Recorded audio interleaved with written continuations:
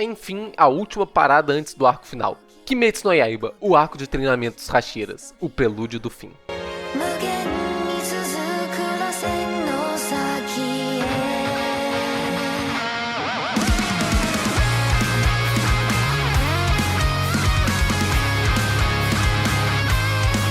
Gostaram? Gostaram da introdução? Eu tentei dar meu melhor pra deixar ela épica. Não sei se saiu lá como eu gostaria, mas tudo bem, vambora. Pra começo de conversa, acho que eu preciso explicar qual é a minha relação com Kimetsu no Yaiba. Deixando claro, minha relação com o anime, não com o mangá, eu não li o mangá. Porque eu sempre gostei de Kimetsu no Yaiba. A maneira com que eu vejo ele sempre foi como um shonenzão descompromissado. Não incrível, não espetacular, mas sempre divertido, engraçado, empolgante. Que apesar dos seus problemas, sempre teve as qualidades que uma obra como essa deveria ter. E que eu particularmente peguei um certo carinho por ela. Muito porque esses animes longos e com várias temporadas eu acabo não acompanhando eles com regularidade, assistindo cada season nova que sai.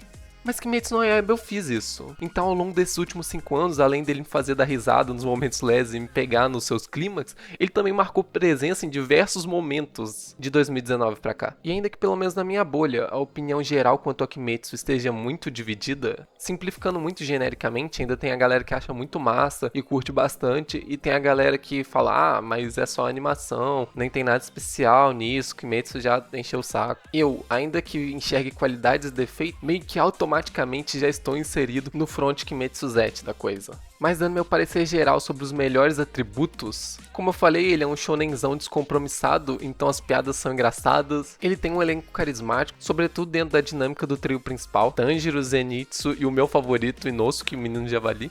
As lutas são empolgantes, muito pela animação, que é muito boa, mas também pela trilha sonora, que é uma delícia. Outros dois motorzinhos que fazem tudo engrenar são a direção e a fotografia, e esse design poligonal, bem colorido, que é bem bonito, conseguindo também criar momentos bem emocionantes ao longo dessa trajetória toda. E a mistura de tudo isso para formar um anime bom e divertido. Ainda que tenha uma leve flutuância de arco para arco e de momento para momento, esses pontos positivos estão constantemente lá. Tendo isso em mente e partindo pro arco em si, essa foi provavelmente a temporada mais criticada até aqui. E com razão. Nela, muitas coisas que já eram duvidosas até aqui tiveram sequência, como a Nezuko, que é mais do que nunca menos uma personagem e mais um recurso de roteiro para motivar as ações dos personagens e colocar a trama pra andar. Porque agora ela não só move o lado do Tanjiro, que quer salvar a irmã, como também o lado do Muzan, que precisa dela para consumar o seu plano final. Além disso, um outro problema que sempre foi muito frequente em Kimetsu continua aqui a todo vapor, que é o tal do preparo. A exemplo do caso do Rengoku, que pra mim é o mais gritante, porque ele planeja e usa esse personagem como uma projeção pra obra inteira. Ele é um exemplo a ser seguido pelo Tanjiro, todos os Hashiras comentam sobre ele, e ele reflete os ideais do que é ser um Hashira, tanto pra gente quanto os personagens dentro daquela história. Um grande símbolo, um grande pilar de altruísmo e esperança pra narrativa inteira. Olha o quão importante e forte é esse personagem. E agora penso quão mal preparada e construída foi a nossa relação com ele para chegar no que provavelmente foi o maior momento da história até agora. A gente conhece de verdade o Rengoku apenas nos momentos finais dele. E olha que eu adoro o Rengoku, adoro ele. Mas até o terceiro ato daquele filme, ele é só um Hashira esquisitão que não para de sorrir. Agora, imagina se essa relação é construída desde bem antes. Se ele já é uma figura importante que a gente gosta desde a primeira temporada. Talvez fazendo o papel do Genya, ou do velho Urokodaki, ou dos dois juntos. Pensa no quão mais potente do que já é o final daquele filme. E isso acontece aqui com personagens que eu vou falar posteriormente. Mas o verdadeiro problema dessa temporada, que vocês vão entender que também tem a ver com isso, definitivamente é o ritmo. Porque, estruturalmente falando, a missão principal dessa temporada, que é originalmente apenas um volume do mangá, é preparar o terreno para o último arco. O que isso inclui, em sua grande maioria, dar um power up pro Tanjiro e nos aproximar dos Hashiras que a gente não conheceu até agora. Como fazer isso? Um arco de treinamento do Tanjiro com os Hashiras. 2 coelhos com uma cajadada. E aí que vem, veja bem, uma contradição muito grande. Porque ao mesmo tempo que você sente que eles estão muito apressados e você não tem nem tempo de conhecer esses Hashiras, você também sente que está muito lento e que eles não estão contando nada sobre eles. É arrastado e rushado ao mesmo tempo. Vai entender? Mas vamos por partes. Começando pelo provável motivo de ser assim. Como eu disse, eu não li o mangá, mas dizem que a autora apressou muito o final da obra, enquanto a adaptação, por sua vez, na tentativa de, entre aspas, consertar isso, decidiu por esticar esse arco. Mas como eles não tinham nada sólido para fazer isso, as adições pareceram mais aquela famosa encheção de linguiça. Mas se esse é o arco de treinamento dos Hashiras, Vamos a eles. Primeiramente, os amigões que a gente já conhecia até aqui. O Uzui e o Tokito soaram mais como o que aconteceu com eles depois do que a gente viu, já que foram os dois personagens que mais mudaram na temporada deles. O que inicialmente é uma boa ideia, se eles realmente tivessem o que contar sobre eles equivalente ao tempo de tela que eles consomem. A Mitsuri tem o papel mais singelo de todos. O treinamento dela dura uns 2 minutos de tela, são 2 piadinhas e pronto, acabou. Lembrando agora, talvez só um seja menor que o da Shinobu, que passa a temporada inteira fazendo alguma coisa pro mestre que provavelmente vai ser mais importante mais tarde. Enquanto o Tomioka, que é o último Hashira que a gente já conhece, é um caso bem curioso. Vamos pensar que depois do Tanjiro e da Nezuko, ele é o primeiro personagem que aparece nessa obra. A gente ainda não sabe que ele é um Hashira, mas ele decide por ajudar os dois. Então, de certa forma, ele tem uma participação bem importante no começo da obra. Mas depois disso ele é meio que deixado de escanteio completo. Ele aparece aqui e ali. Também, apesar de ter a respiração da água, não é ele que ensina o Tanjiro. E fica por isso, a gente não entende exatamente qual é a dele. Até um episódio no começo desse arco. E é tão do nada. Ele não quer treinar com os Hashiras. O Tanjiro vai atrás dele pra conversar com ele. Enche o saco dele. Até que ele só começa a contar o flashback triste dele. E aí ele volta lá no moleque do episódio 3 da primeira temporada e conta sobre a morte da irmã. E ele fala que se sente fraco e que não deveria estar ali. E eu achei tão bobo, tão sem sentido. Primeiro que é um flashbackzinho triste qualquer. Segundo que mexe com coisa lá de trás poderia ter sido deixado quieta. Terceiro que depois daquilo aconteceu tanta coisa que ele estaria mesmo ainda se questionando isso. E outro sentimento que eu tive é de tudo aquilo ser muito irrelevante. Os personagens estão se preparando para lutar contra um grande vilão do anime. E esse maluco que a gente pouco se importa, por além do fato dele ter um design muito maneiro, tá com um conflito pessoal de que não, ele não se acha bom o suficiente para fazer aquilo. Faça-me um favor também, né? Depois disso o Tanjiro fala umas 3 palavras, ele fala, é mesmo Tanjiro, e tudo se resolve, tudo tá bem de novo. Se é pra resolver desse jeito ainda, é melhor nem fazer isso, né, véi? Acabou soando como só inútil. Partindo para as novidades, os 3 novos Hashiras. Temos o Sanemi, o Hashira do vento, Iguro, o Hashira da cobra, e Himejima, o Hashira da pedra. Começando pelo Sanemi, que já é um pouco conhecido de outros carnavais, já que ele já tentou matar Nezuko anteriormente e estava nos flashbacks do Genya no arco passado. Em resumo, ele é um piroca da cabeça total. Como deixar um cara desse fazer parte dos matadores de Oni sem gerar nenhum conflito interno é um baita do mistério. E eu fico me questionando, vão trazer algum desenvolvimento pra esse cara? E se eles vão trazer, vai ser mesmo no arco final? No arco final o desenvolvimento desse cara vai ser algo que eu tenho que me importar? Ok, então, tá bom. Porque até aqui ele é só um psicopata muito difícil de simpatizar. Tinha um Onis muito mais do bem do que ele até aqui. Isso eu tenho certeza. Também tem a relação dele com o Genya, que também mostra como é um baita do maluco. Porque o Genya é do tipo, vamos ser irmãos, kkk. Ele é do tipo, vai tomar no cu, desgraçado, filho da puta, arrombado. Algo do tipo. O Genya também entra pra coleção de personagens com uma função muito esquisita em Kimetsu no Yaiba. Porque ele tem uma cena no começo, ele passa metade da história sem aparecer, retorna no arco passado, vira amigo do Tanjiro, tem uma parada também de comer demônio que eu também não saquei qual é que é, e ele nem entra pro grupo principal, nem forma um quarteto, então ele meio que só continua lá, agora ele existe desde muito tempo e tá continuando existindo, e é o Genya. Tem também o Hashira da cobra, que tem uma cobra, heterofobia no olho, gosta da Mitsuri e talvez, só talvez, os golpes dele sejam mais precisos, isso não ficou muito claro. E esse é todo o personagem dele. Próximo. O Hashira da Pedra é não sei. Ele nesse arco começa a ter a função de líder dos Hashiras, porque o anime diz que ele é o Hashira mais forte. E também tem o flashback dele, que tá lá, né?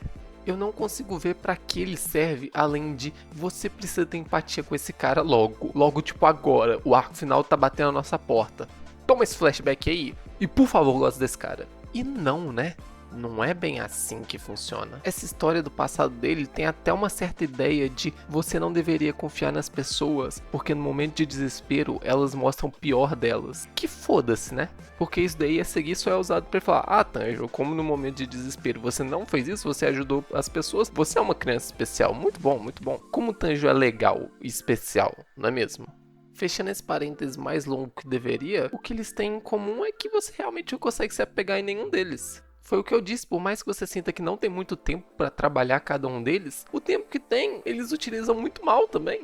Eu verdadeiramente conheci muito pouco e comecei a me importar quase nada com esses 3. Dá a sensação de que a gente tá vendo mais esses 3 simplesmente porque foi estabelecido que eram 9 Hashiras e não 6. Então, como ele fez só 6 até agora, tem mais esses 3. Ele taca no teu colo esses daí e fala: bora pro próximo arco, tamo indo já. E esses foram os Hashiras no arco de treinamento dos Hashiras. Mas, se os treinos fazem a gente conhecer muito mal os novos personagens, o treinamento serve pra gente pelo menos trabalhar o Tanjiro, né? Não é? Em questões práticas, até que sim. Porque a gente vê ele treinando, se a gente vê ele treinando, consequentemente ele vai estar mais forte. Ou seja, quando ele aparecer no arco que vem e estiver mais poderoso, a gente vai falar: tá, ele estava treinando, ele tá mais forte. Mas o que significou esse treino como pessoa? No que o personagem se desenvolveu e aprendeu? Eu acho que nada, né? Tem um pouco de eu preciso ficar mais forte para proteger as outras pessoas. Mas isso é muito pouco mexido e já é meio que a continuação de coisas que já estavam acontecendo até ali. E eu pelo menos não consegui imaginar nada. Em questão de personagem, esse trecho é muito fraquinho. Também tem que esse proteger as outras pessoas, muito relacionado aos membros mais fracos da tropa, que são os figurantes vestidos de preto, que é um elemento que esse arco tenta trabalhar o espírito da tropa de matadores de demônio. O quanto que a rapa da rapaziada não está preparada para esses perigos, nem tem a dimensão do quão forte realmente são esses demônios. E tenta ter alguns momentos bonitos, você pensar: nossa, a tropa está toda junta por uma única causa, estão tentando melhorar e se esforçar ao máximo, por mais que eles sejam obviamente mais fracos. Mas sejamos sinceros, esses malucos nunca importaram para Kimetsu no Yaiba. E não é agora que eles vão importar, não é no arco final que eles vão importar. Aliás, tem até aquele cara da tropa que meio que tem o papel de o figurante mais importante. Porque ele já é amigo do Tanjiro faz uma cota, né? E ele tem nome e rosto e eu sei que ele existe. Não sei o nome dele, mas eu tenho certeza que ele tá lá. Ele é um homem do povo? Pode até ser, mas ele é o homem mais destacado do povo. Até porque não só eles nunca importaram, como hierarquia e o ranking também nunca importou em Kimetsu. O que dá pra contar de cabeça ali de verdade são os 9 Hashiras e a trupe Tanjiro e seus amigos. O resto é figurante que vai fazer o papel de ficar deitado ali e fingir estar morto. Tanto que tem pelo menos umas 8 divisões de classe diferentes dentro dos matadores de demônio e nunca foi relevante. Enfim, quando tu para pra pensar, tem várias peças dentro do relógio desse arco que não estão ali certinhas. Mas eu tenho que confessar, eu não desgostei. Apesar de ter falado tudo isso até agora, eu realmente gostei. É Kimetsu nos seus momentos leves e divertidos. Me pega legal, me pega legal. É o Tanjiro indo treinar com a Mitsuri e a cara dos dois mudar pra aquele design super simplificado, idiota de Kimetsu, pra fazer uma piada, tá ligado? É o menino javali pulando igual idiota por aí. É o Tomioka: por favor, Tanjiro, para de me perseguir, me deixa em paz. Não tem como, falar alto demais pra mim, até no momento baixo, até um momento que tem problemas, eu não consigo brincar e desgostar desse bagulho, mano. As qualidades que ele tem, que são as coisas que me pegam, ainda estão lá. Mesmo no arco de treino, o anime tá bonito, as lutas tão boas, e em algum trecho ou outro eu me emociono sempre. Eu tenho que dizer que Kimetsu tem um certo poder de me tocar. Ainda que nessa temporada tenha acontecido mais sutilmente, não foi um Rengoku contra a casa. Que a luta em si nem é meu momento favorito, eu nem gosto do filme até o terceiro ato. Mas o que acontece no final é tão bonito, tão tocante, não dá. Pra finalizar, partindo pro evento que foi esse último episódio, algumas coisas precisam ser ditas. A primeira é que a dinâmica muda consideravelmente. Em vez deles só trombarem com os Onis, como é mais de costume, agora eles sabem do ataque iminente do Muzan e estão treinando sabendo que ele vai agir. O que é legal, apesar de ser meio repentino. Segundo é que esse final é um momento importante para 2 personagens que até aqui eram mais 2 figuras meio distantes da obra. O mestre deles e o Muzan. Apesar das posições deles serem bem claras, a gente poucas vezes tinha parado e se concentrado nesses personagens para entender exatamente por que eles faziam isso. O mestre, por tudo que aconteceu, a gente insinua que os Hashiras têm um respeito gigantesco por ele. E a gente pode imaginar mais ou menos o porquê. Mas fica ali mais como uma inferência do que qualquer outra coisa. O sacrifício dele e da família tem um peso muito grande para os outros Hashiras. Mas tem um peso muito pequeno pra gente e também pro Tanjiro. O Tanjiro teve muito pouco contato com ele e, consequentemente, a gente também. Então sim, tem um grande peso pra trama. Mas o peso emocional é muito leve, quase nulo. Ele conta o backstory dele, o Muzan fala um grande tá bom, foda-se, que se assemelha muito à minha reação também. E nesse diálogo ele tenta fazer a gente também entender um pouco mais sobre o Muzan. Porque até ali eu me perguntava, tá, qual é exatamente a dele? Ele encara uma hora ou outra os protagonistas, tem aquele encontro com o Tanjiro na primeira temporada. A gente sabe também dos feitos dele, que ele fez aquilo com a Nezuko. E ele tá sempre no canto dele, ordenando os pau-mandados dos Lua lá. Mas qual exatamente era o objetivo dele? Isso pode ser só uma falha de memória minha, mas eu lembro muito dele falando sobre conquistar o sol e esse tipo de coisa. E tem aquele flashback dele na temporada passada. Mas eu ficava me questionando, tem alguma coisa a mais do que isso? E eu acho que não, né? Ele é aquele tipo de vilão que é mal porque é mal, ele é mal porque ele quer imortalidade e foda-se matar as pessoas, ele não liga pra isso, esse tipo de coisa. Não é pra gente criar empatia ou ter aquela sensação de falar, os meios dele são duvidosos, mas ele tem uma certa razão na motivação dele. O molho dele, utilizando uma palavra do momento, vem da parada da aura. Do quanto a presença dele é intimidadora e impactante. Aquele personagem que chega assim e você fala, tá porra, o negócio vai ficar sinistro. E mano, eu não sei se ele tem muito disso. Eu não lembro de nenhuma característica marcante dele que tenha isso, ou nenhum feito dele que seja memorável. A gente sabe, obviamente, que ele é muito forte e ele impõe medo nos Luas. Mas tirando isso...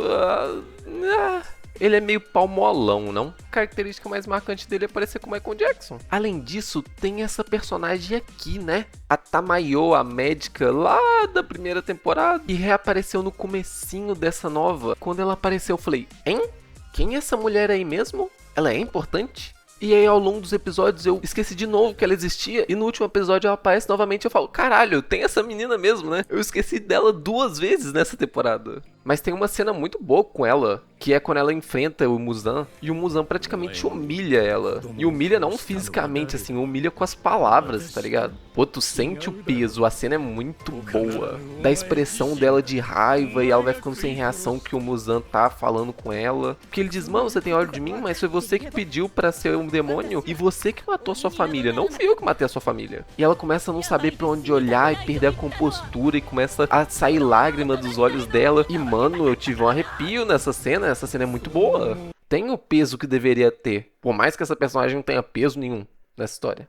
Mas nenhum desses pormenores chegou a tirar o brilho desse momento final da temporada. São os momentos que Kimetsu sabe fazer brilhar. Toda a energia daquele momento, a trilha sonora no talo, todo mundo à volta do Muzan com seus poderes brilhosos e bonitos e não atacar ele. Então, uou, ele invoca o castelo doidão dele. Que, pô, que conceito visual foda, né? O lugar se criando e se mudando infinitamente dentro dele mesmo. A solução que eles acharam pra isso foi muito boa. E eles naquela queda livre infinita e o Tanjiro encarando o Muzan e gritando e que não sei o que. Cria uma baita expectativa pro arco final, não? De fato, eu não tenho como negar. É uma temporada que adiciona muito pouco, que acontece quase nada. O ritmo é bem duvidoso. Mas como que eu falei, o que é da hora e divertido pra mim, Kimetsu ainda tá lá. Eu não sei vocês, mas muito provavelmente eu vou ser aquele idiota que vai patrocinar essa pouca vergonha de adaptar novo arco como filme. Eu vou provavelmente assistir essa trilogia no cinema.